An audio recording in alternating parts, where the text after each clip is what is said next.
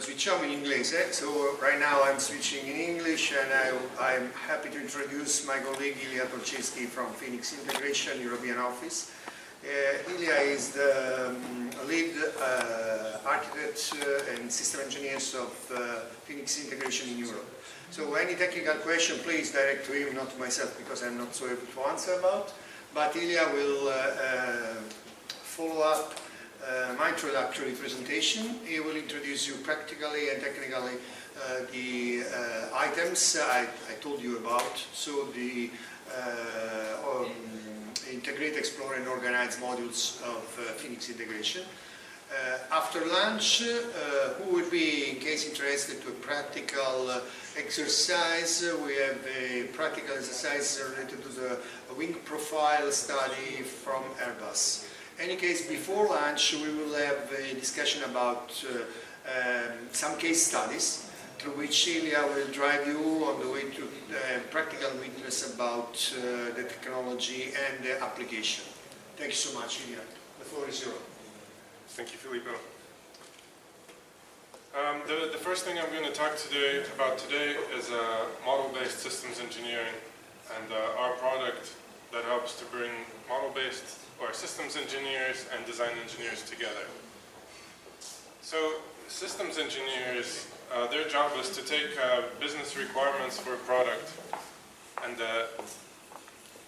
define a system that meets those requirements. This is just a rough definition. They pass this then to design engineers, which in turn actually design and come up with the systems that meets those requirements.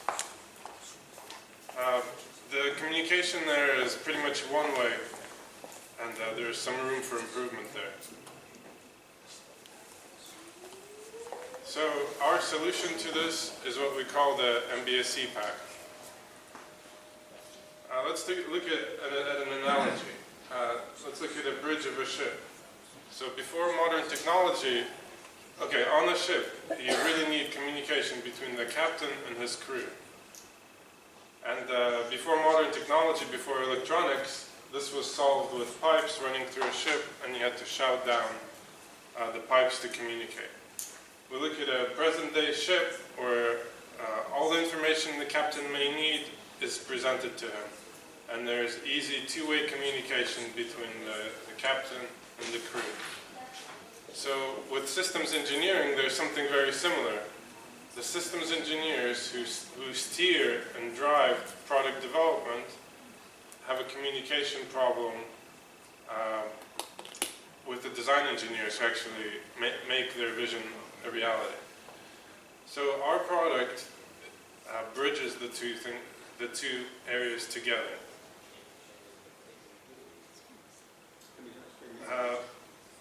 The result of this is that system engineers can have greater confidence in the architecture of the system at the beginning of a project, which improves the chances of the project to stay on schedule, within budget, and at the same time make better products. So this is what MBSE Pack can do for you. But is there really a problem? Is this an issue that needs to be addressed in current industry?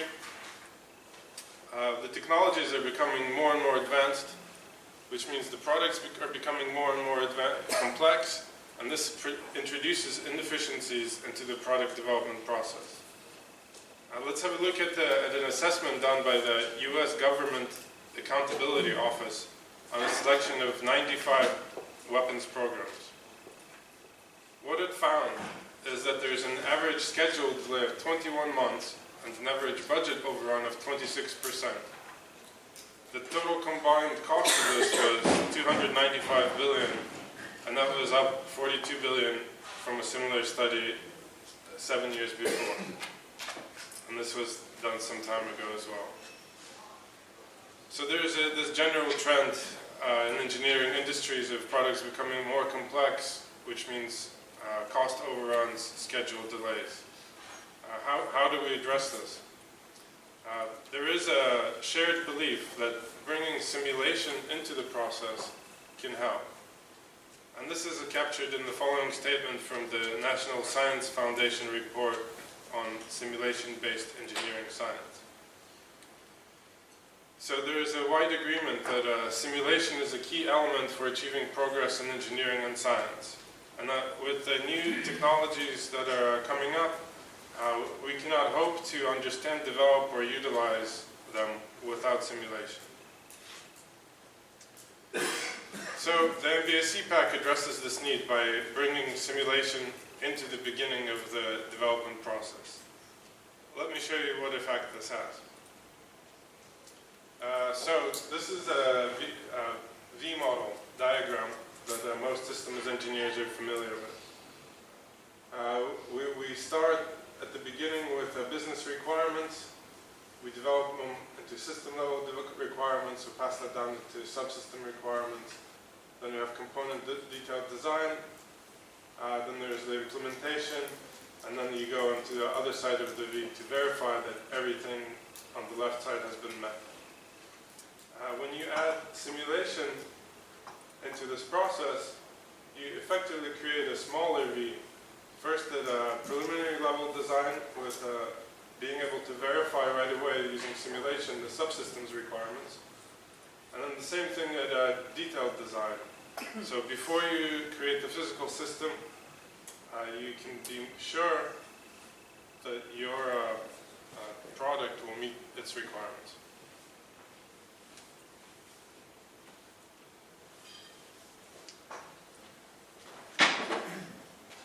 Now, once we set up the simulation to be able to do this, at system level you can then actually find the design, and potentially you can change the requirements and make trade-offs. You then can explore the possibilities of the product. And so this is the design exploration that's possible with the MBSE pack. The benefits of applying this technology were recently endorsed by a representative of one of our long-standing customers, Lockheed Martin. In a presentation called System Trade Studies and Design Optimization, Mr. Bryce Martin of Lockheed Martin Space Systems said the following. That this technology enables requirement-driven design optimization, that a program no longer needs to guess what the answer will be and hope that the requirements are met. You now have confidence that the requirements will be met, that the final product will meet the requirements. So let me explain what kind of trade-offs are possible with the BSE pack. This here example is let's say an abstract example, but it's a typical example where you trade system performance for cost. So here, for example, we can see that as we increase system performance for a while until we reach this point, the system cost goes up slowly.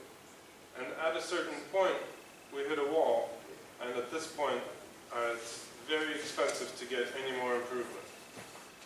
So in English, this is called a knee point, and traditionally, usually this is the best choice, the best point to take a design from within the whole design space. Now I'll show you how we actually do this with Model Center.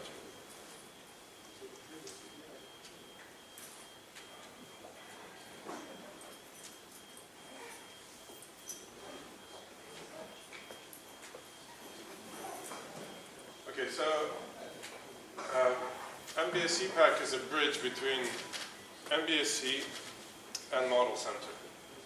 MBSE, so for model-based systems engineering, the typical approach is to use SysML as a special language to represent the system. There are several tools that allow you to do this, and we connect right now Magic Draw, which I'm using here, and Rhapsody. Those are the two supported tools, and we're just starting integration with PTC Integrity Modeler. So the example we're going to look at today is a car brake. Simple car brake. We have the rotor, caliper, and the pad. You can see this diagram here. In Sistemi, we have a diagram called, by the way, for those of you familiar with UML, which is a universal modeling language typically used in software, this is an extension of that. So this is a block diagram, which, let's try to zoom in here.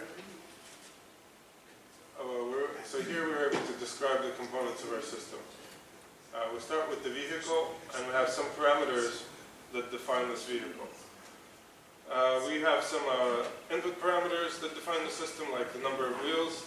We also have some calculated performance parameters, like the stopping distance of the car going at 100 kilometers an hour, the weight of the vehicle. The system is then broken down into subcomponents. So we have the engine, transmission, the wheel. We're actually looking at the brake. So the wheel is broken down here, and then here we have the brake with its subparts, the rotor, caliper, and pad. So this design problem is actually to find the best possible brake. We have to include the vehicle because the brake sits in the context of the vehicle.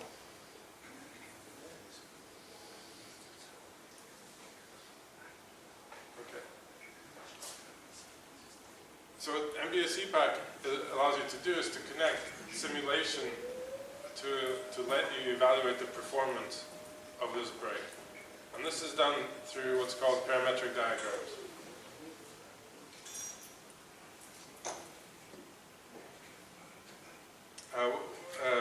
What we have here is we have a simulation block connected to parameters coming in from the block diagram. For the simulation here, we have a MATLAB component which calculates the path performance, pad analysis. We have another component using Modelica, which will calculate the wheel braking, and the caliper analysis is done by an in-house code. And you can see here we have connections between the inputs to the simulation blocks and the parameters in the block diagram that define the system. There's a similar connection to simulation with to evaluate cost. Here we connect to Excel, and based on the parameters of the system, like the rotor diameter, caliper diameter, pad dimensions, we can calculate the cost. Then we add it together to the total cost of the brake. So we then also have some requirements for the vehicle, and some of them are linked to the performance of the brake, such as the stopping distance of the vehicle. These requirements are linked to parameters in our system, into the blocks and the parameters in our system. Okay, so once this is set up, I can go and I use the MBSE analyzer, which is our addition to here.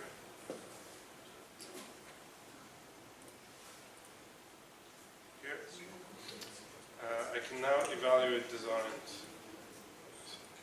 So we start, this is the home here. So I can choose evaluate designs, and I find my vehicle in the block diagram. You can see there is an associated parametric diagram which defines the simulation. And I can see all the parameters that define my system here. I can then manually see what happens if I change the thickness, for example, of my brake pad. I can click Run, and in the background, Model Center builds a workflow based on the definition in the SysML and performs the calculation, feeding back what happened to the cost. The cost went down because my pad is smaller, but the life of my brake pad is no longer within the requirement. And you can see here there's a margin, and you can see whether the requirement has been met or not, and the margin to the requirement. Actually, for this problem, we want to use off-the-shelf components. So I have an existing library of pads, calipers, and rotors, and I want to put those together to find the best possible brake. And we do this. So I have the definition of those parts.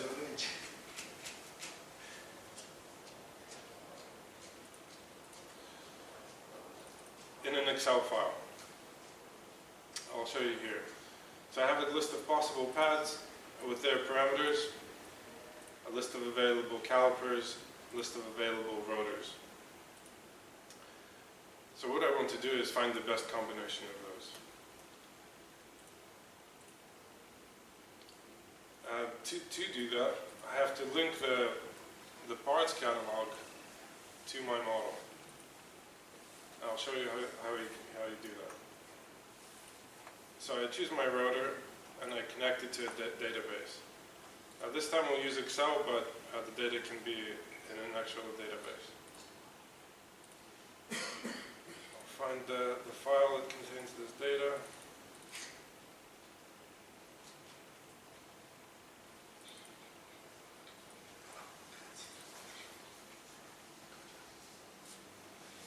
Excel file.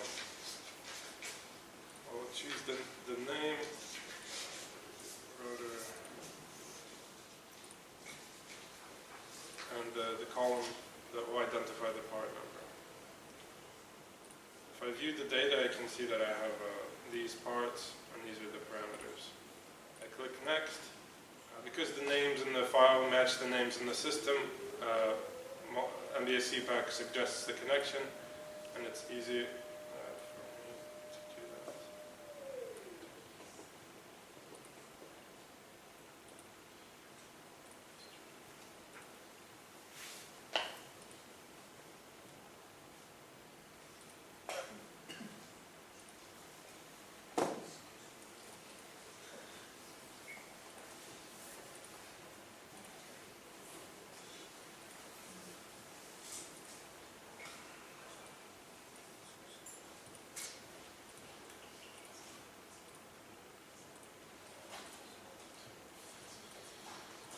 Okay, I'm not sure why that's not working.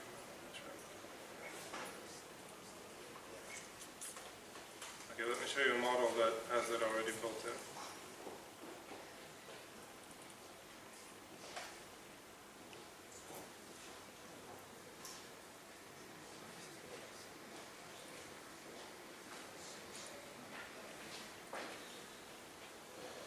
Yeah, so you can see here the rotor, caliper, and pad have been connected to the catalog, and now when I go to evaluate my designs,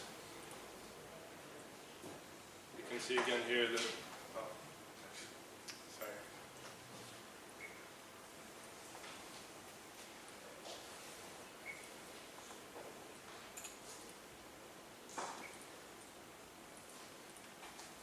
Okay, now we see that, for example, for a caliper, I can choose a particular part from a library of parts. And I can evaluate what a particular combination of parts will produce.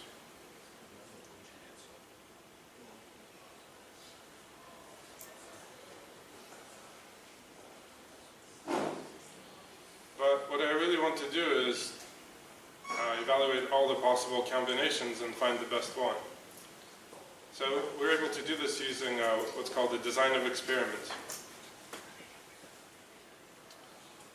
I need to specify what I'm interested in varying, what are my variables.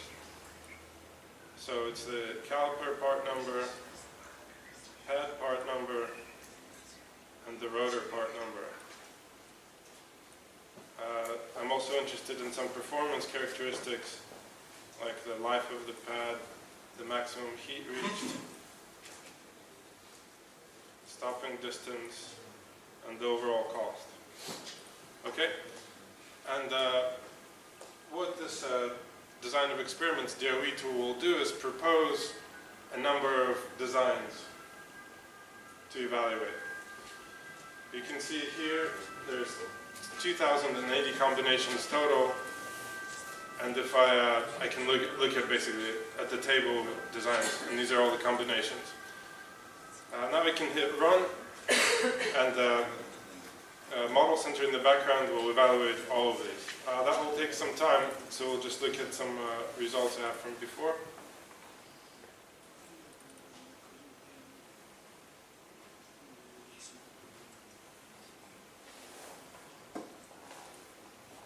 And this is the same data. So I have a table of 2,080 parts. You can see I have my inputs, which are the different parts for caliper, pad, and rotor, and I have my outputs.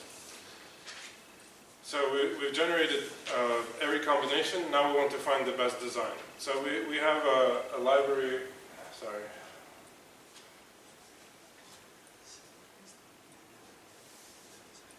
We have a library of various plotting tools. This is a 3D tool that here I'm plotting all the designs. I've got 3 axes for my for things I'm looking at, like heat, cost, stopping distance. The gray designs are ones that do not meet my requirements, and then the color is associated with a combination of cost and performance. But what's more interesting here is actually if we look at a 2D version of the same plot. And here I'm going to put stopping distance, which is the performance characteristic I'm looking at, and the cost, the associated cost. I've highlighted what's called the Pareto frontier. So these designs represent what's called the non-dominated solution. So for example, for best stopping distance of this value, this is the lowest possible cost. I'm not interested in any of these designs because this one has the same performance but it's cheaper. And so you have this Pareto frontier, and here we can see the need that we were talking about before, right? This design, to get a stopping distance any smaller, my cost dramatically goes up. So I'm interested in this design, and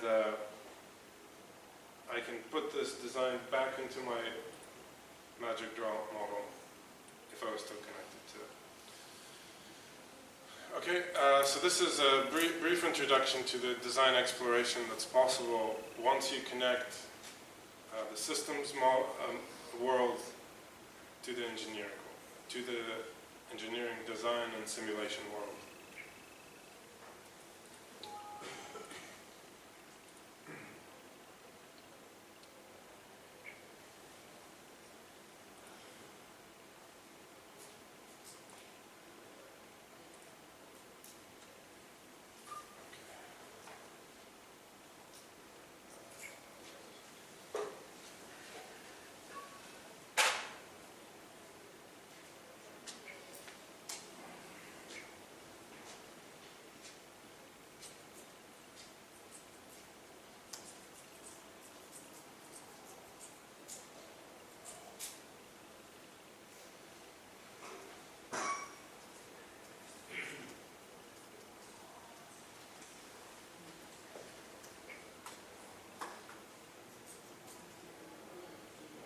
Okay, so Plato has famously said, the beginning is the most important part of the work.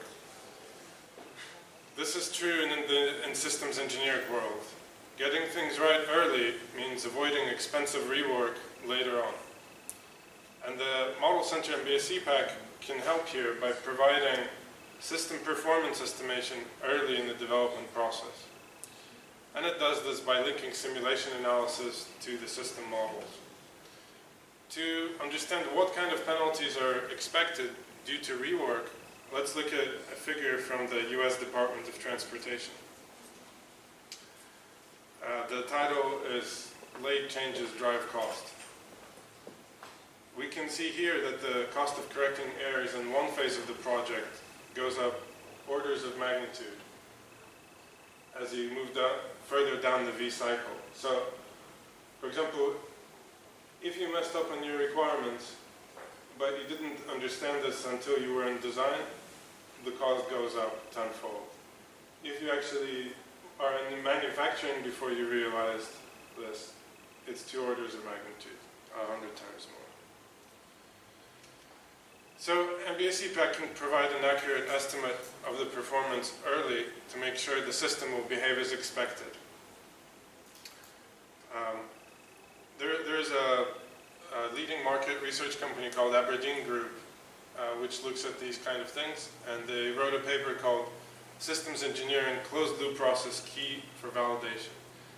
In it, they find that the more successful companies realize that you need to simulate as early and as often as possible.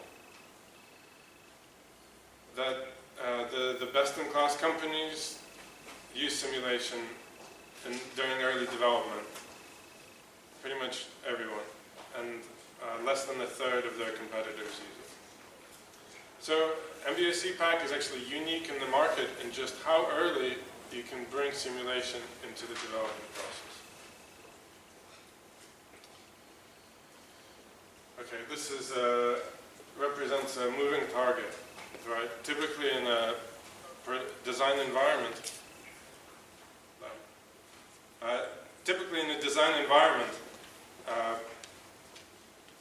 the requirements change.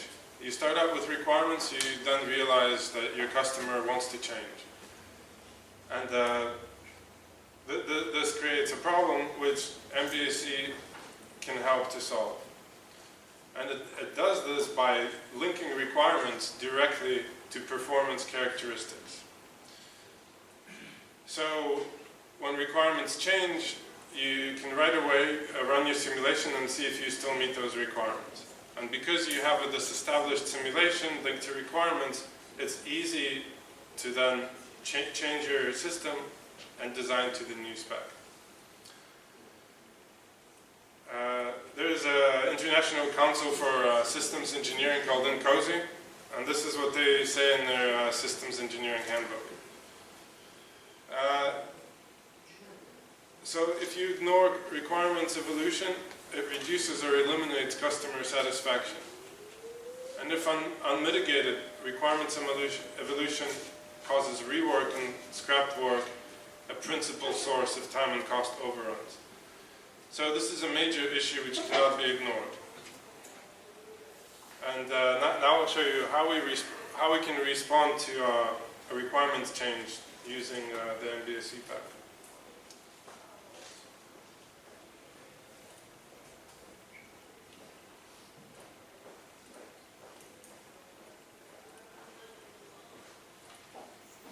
I'm going to show this with a similar version, a different version of the brake model.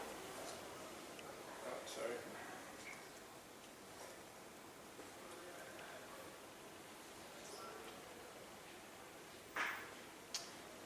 Okay, basically it's the same vehicle. We've got our brake, but this time we'll just focus on the pad. And this time we can actually design the pad to our exact specification instead of taking off-the-shelf components. Again, we have a parametric diagram that links our block definition to simulation, similar requirements definition. Now, I'm going to go and change one of the requirements. So originally the pad life was 36,000 miles. And if I run my analysis,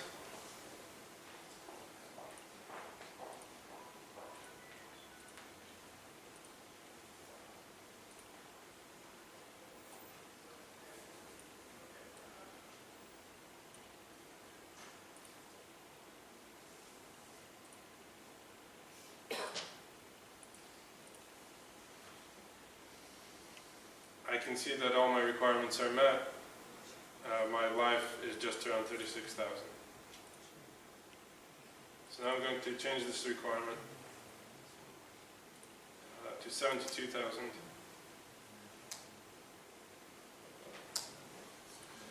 Now there's I have to change the text separately right now. Okay, so I modified my requirement to minimum brake life is now 72,000 miles. If I go and look at my simulation,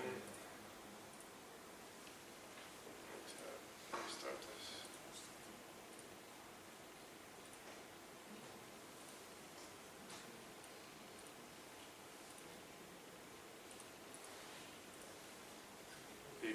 You can now see I don't meet my requirement.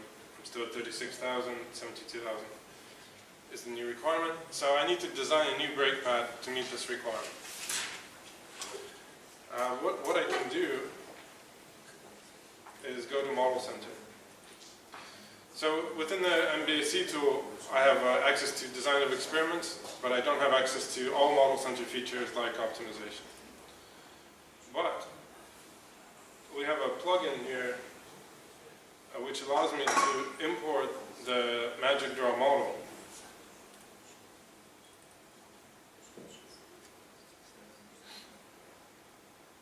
I'm going to find the model that I'm interested in.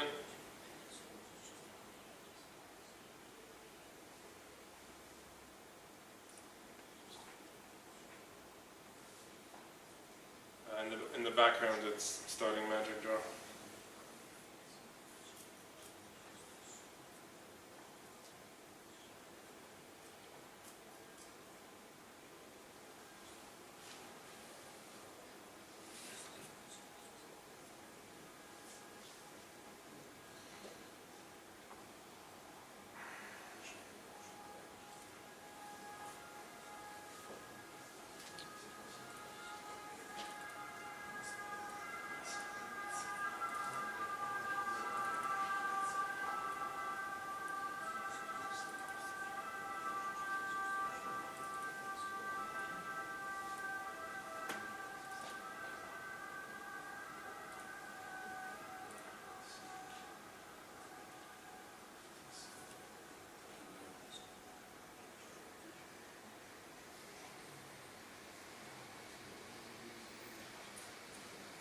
And you can see it's essentially the same interface that I saw from Magic Draw.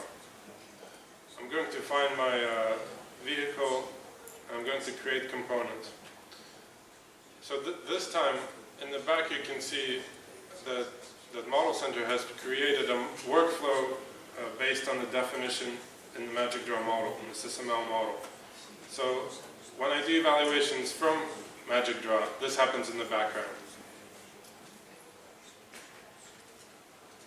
So what I want to do is actually now come up with a new design that meets the requirements, and I'm going to use optimization to do that. So I go to Tools, Optimization tool. I'm going to specify an optimization. So my objective is still cost. I want to find the cheapest vehicle or cheapest brake pad possible that still meets my requirements. So it's cost. I'm going to minimize that. My constraints are maximum heat reached, minimum life, and the stopping distance.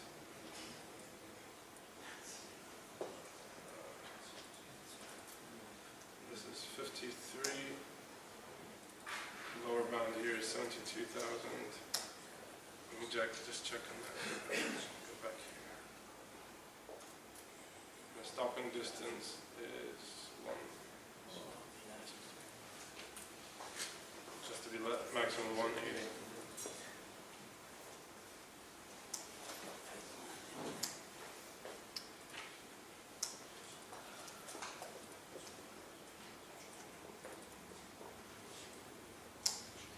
Okay, and I have to specify the parameters which I can change to find the new design and the bounds on those. These are thickness, center length, and width of the pad. Let me just check the bounds for this problem.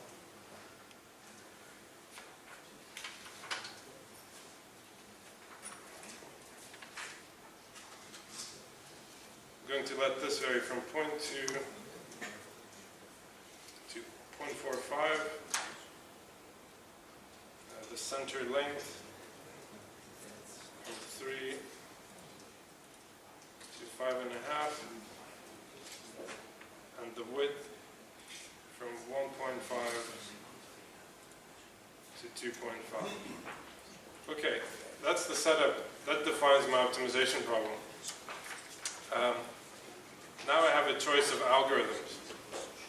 We have many algorithms, and unless you're an expert on optimization, they won't mean much to you. But it's a complete library to address different kinds of problems. We've addressed this by creating a wizard, which will take you through some questions about your design problem and suggest optimizers that will address your problem. Things like, what is a function space smooth? How long does each analysis take? Can you have failed runs? In the end, it will suggest some algorithms. I know that for this problem, SQP will work well. So I'm going to run that. And you can see here a table of points where a model sensor tries to find a good solution. And you can see in just 9 tries, it came up with a design that meets the requirements and at an optimal cost.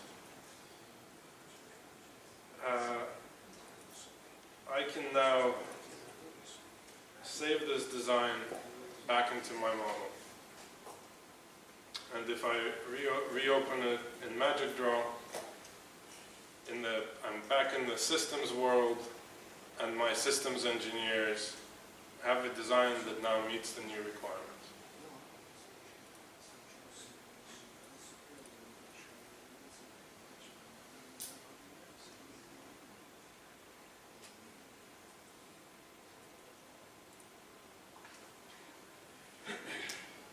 So, in summary, we talked about a moving target of changing requirements as the project goes on. Now, MBSE Pack allows you to link requirements directly to system performance characteristics and helps you respond to requirements change.